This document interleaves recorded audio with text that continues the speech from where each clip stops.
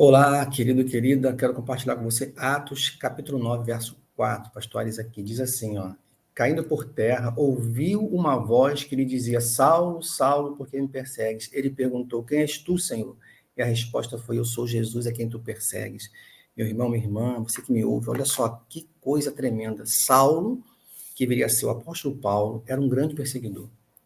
Ele, inclusive, consentia na morte do diácono Estevão, o homem cheio do Espírito Santo, que estava ali servindo as pessoas mais necessitadas da igreja, estava pregando a palavra, anunciando que Jesus Cristo é o Senhor, é o caminho, o único caminho para Deus. E Paulo, ou então Saulo ainda, estava atuando fortemente. Mas com certeza aquela morte de Estevão ficou na sua mente. E indo a Damasco para aprender mais cristãos, Saulo esbarra no caminho. Tem um grande impacto, porque o Senhor, por meio de uma luz, cega a visão de Paulo. Ele vai ficar 3 dias cego, até que Deus envie ali um servo seu para orar por ele, orar com ele. Ele então se torna um cristão. Olha quanta coisa maravilhosa. Em primeiro lugar, quero te dizer o seguinte: Saulo fazia aquilo por ignorância. O que é ignorância? A gente não ter o conhecimento, não ter o entendimento. Ah, uma pessoa é ignorante. Nós falamos assim, às vezes, até pensando errado, né? Não é uma pessoa bruta, é uma pessoa ignorante, uma pessoa que não conhece. Paulo não conhecia o caminho. Jesus é o caminho. E por isso ele perseguia aqueles que eram de Jesus, aqueles que eram do caminho. Só que nessa ignorância, ele fez muita coisa ruim, né? Muita coisa ruim. Ele se opôs a Deus.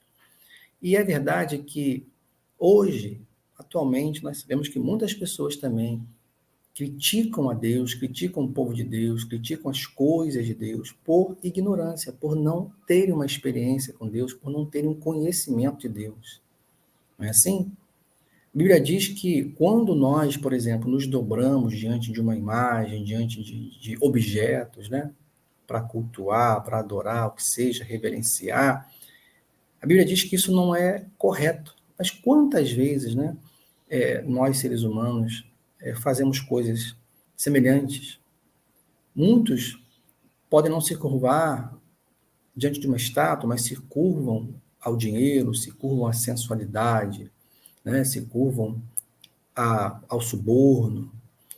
E isso, com certeza, é uma idolatria, é colocar alguma coisa no lugar de Deus. Por ignorância, muitos fazem isso. E como então a gente pode ajudar essas pessoas, como um dia nos ajudaram? É pregando a palavra de Deus, é dizendo aí, né? Jesus é o caminho. Deus é espírito, ele disse, e importa que os seus adoradores o adorem em espírito e em verdade. Eu preciso ter realmente uma vontade, uma decisão, quero dizer, de andar com esse Deus. Querido, Saulo agia por ignorância, e por ignorância muitos estão longe de Deus. Ah, para que ser crente? Para que ir para a igreja? Você sabia que hoje em dia há pessoas que defendem, inclusive, né, alguns temas, como, por exemplo, não ir à igreja, porque a igreja está falida. Olha, meu irmão, a igreja somos nós. Digamos a eles, somos nós. Em nome de Jesus. Nós precisamos uns dos outros. Quando eu digo eu vou à igreja, eu vou estar com meu irmão, com a minha irmã. Mas por ignorância, muitos têm dito que não precisa mais ir para a igreja. Basta ficar nas redes sociais, ouvir uma palavra. Não, não basta. Nós precisamos estar ali presencialmente com os nossos amados irmãos, nos alegrarmos juntos, chorarmos juntos, intercedermos uns pelos outros. Quantos não precisam, né, de um abraço? Não existe ainda um abraço digital, né? Eu creio que nunca vai existir. Mas por ignorância, alguns defendem temas assim. Às vezes por uma mágoa. Pastor, eu me afastei da igreja porque as pessoas são assim. Olha, você estava lá por causa de quem? De Jesus, né? E com certeza lá, se nós perseveramos, sempre vai ter, né? Aquele irmão mais chegado, aquela pessoa com quem nós podemos sorrir, podemos trazer os nossos problemas e ajudar também. Olhe para Jesus e com certeza, Jesus que é o Senhor da igreja, né? Que é o grande projetor da igreja, o grande arquiteto da igreja, ele mesmo, né, nos ordenou, né, a andarmos como seus filhos juntos. Por ignorância, fazemos muitas coisas erradas. E aí quero trazer também no nosso dia a dia, né, algumas coisas que nós talvez, né, façamos de maneira errada. Olha, eu não sei como é que você tem falado com seus filhos, com seus pais, com o seu vizinho, mas muitas vezes eu ouço, né, relatos de palavras mais duras, de críticas impensadas, de falta de sensibilidade a nos dirigirmos aos outros, né, a se dirigirem aos outros. Olha, não sejamos pessoas sem entendimento. Nós temos o conhecimento, nós que ouvimos a palavra de Deus, nós temos que fazer com os outros aquilo que gostaríamos, né, que os outros fizessem conosco. Então, eu não posso tratar, né, de propósito, pelo menos, né, de maneira brusca, de maneira, sabe, ignorante ou violenta verbalmente, seja quem for, né? Então, veja lá se você não está tratando alguns assuntos seus importantes, familiar, no trabalho, de maneira assim, emocionalmente somente, né? Emotivamente, erradamente, né? Quero dizer, então, não sejamos essas pessoas ignorantes, porque nós não somos ignorantes, nós temos o conhecimento da palavra do Senhor. E eu creio que você que me ouve, você conhece, né, os ensinos de Jesus, o amor de Jesus. Em segundo lugar, eu queria que você observasse também como que Deus trabalha enquanto a sua igreja caminha. Porque a igreja, nesse momento do texto que nós lemos, ela está sendo perseguida de maneira feroz. Os apóstolos ficaram ali encolhidinhos, né, lá em Jerusalém, mas os discípulos, de modo geral, os outros discípulos tiveram que, né, se espalhar, né, fugir, porque estava se levantando uma grande perseguição. E aí, querido, a gente vê assim Deus trabalhando paralelamente, ou até dizendo na frente, Deus trabalhando. Se você olhar o livro de Atos, você vai ver Deus fazendo coisas extraordinárias, Deus dando mais poder a essa igreja, Deus arrebatando, por exemplo, Filipe, né, para pregar a um eunuco que estava ali com sede de Deus. Deus arrebatou ele, né, para um outro lugar, depois o trouxe de volta. E aqui a gente vê Deus trabalhando na vida do maior perseguidor da igreja até aquele momento, que era Saulo. Irmão, quero te dizer que Deus está fazendo algo lá fora. Enquanto nós estamos pensando aqui no problema, enquanto nós estamos, enquanto igreja, labutando, lutando pela expansão do reino, vivendo a vida cristã com alegria, com fidelidade a Deus, o máximo que nós podemos, né?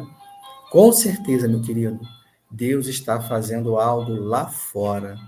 E assim eu creio que você pode esperar que Deus está trabalhando ao seu favor. Por isso, nesse momento, eu peço a você que não desanime. Ao contrário, parta para cima, continue trabalhando. Se você não está indo à casa de Deus, vá à casa de Deus. Ouça pregações, leia a sua Bíblia, ore com outros irmãos, peça oração. Querido, Deus está fazendo algo lá fora. A igreja jamais imaginar que Deus estava trazendo, não somente, olha só, parando uma perseguição de um cara muito, muito chato, que era Saulo, mas trazendo ele para a família de Deus. Isso é extraordinário demais. Amém, meu querido? Olha, Deus te abençoe. Trabalhe esses temas aí com a sua família, né?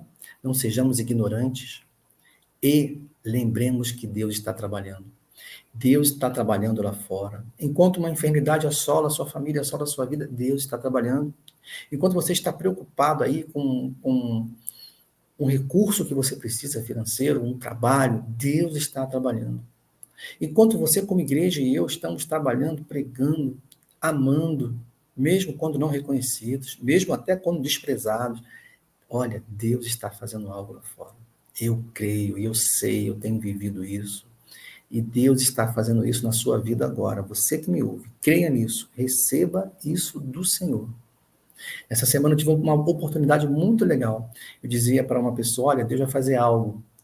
E para nossa surpresa, grande surpresa e alegria, Deus fez algo. Olha só, no dia seguinte, nem eu podia imaginar que no dia seguinte nós já teríamos uma resposta boa do Senhor. Um mover que só Deus podia fazer mesmo. Quero orar por você nesse momento. Pedir a bênção de Deus sobre a sua vida. Ore comigo agora, reúne a sua família, junta aí e vamos orar. Corre aí, junta aí, vamos orar. Pai, obrigado por esse dia. Abençoa aqueles que me ouvem, fortalece aqueles que estão enfermos, os que estão com familiares também, Pai, nos hospitais. Deus abençoa teu povo. A Igreja da Providência, abençoa. Abençoa minhas irmãs, meus irmãos, aqueles por quem temos intercedido, Senhor, aqueles nossos amigos, nossas amigas. Deus, derrama o teu favor, cura os enfermos nessa oportunidade e abençoa aqueles que precisam da tua bênção financeira, aqueles que precisam da tua bênção na família, no casamento. Deus, vai pondo tudo no lugar, e especialmente a fé, que a fé dos teus filhos esteja em dia, que nós possamos estar crendo nesses dias tão difíceis. Deus, cremos ainda no Senhor e continuaremos a crer, porque só Jesus Cristo é o caminho. Em nome dele, nós oramos. Amém. Amém, querido? Lembre-se, Jesus é o único caminho. Quem nele crê tem a vida eterna. E ele está trabalhando, o nosso amado Jesus Cristo, pela sua vida. Pastor Aires aqui, Deus te abençoe e que você tenha um bom final de semana.